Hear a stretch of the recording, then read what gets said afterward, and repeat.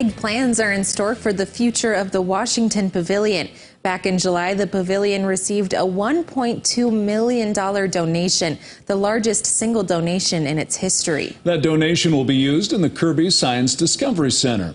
In this morning's Eye on Keloland, Sarah McDonald gives you a closer look at the space and how the money will be used.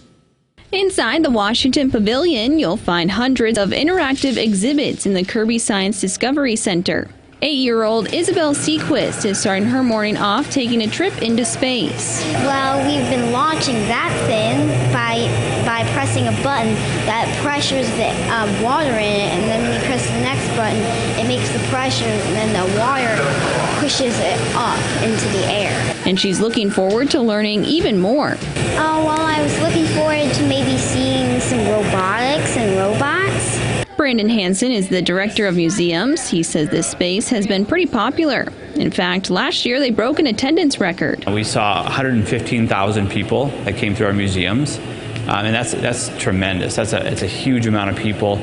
Of course, we want to see 300,000, 400,000 people in this space because that's why we exist. Hansen says including hands-on interactive exhibits is key to keeping the space busy. If you came to the pavilion 6, 7 years ago, you would have seen spotlit exhibits, very dark environment, more looking than touching and playing.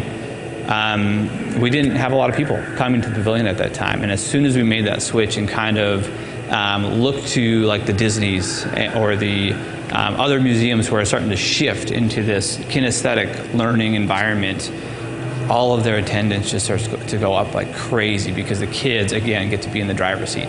There are over 100 interactive exhibits spread across 3 floors. Hansen says one of the most popular is the dinosaurs.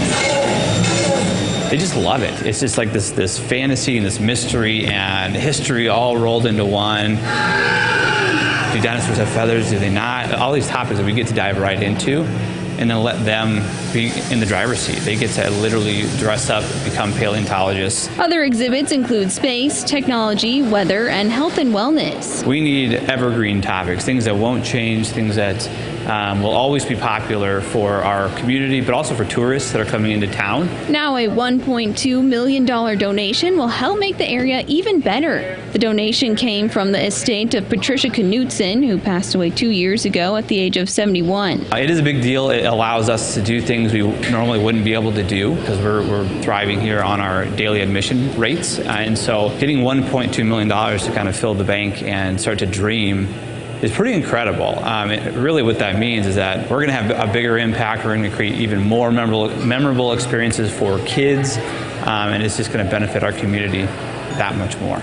And now excitement is building on what the future could look like for this space. So you're going to see every sense, sight, smell, sound, all of that being hit inside of our museum, and we're going to continue to push that envelope as much as we can. It is expensive, and so again, a $1.2 million gift really does help us get there. Making an impact on young minds for generations to come.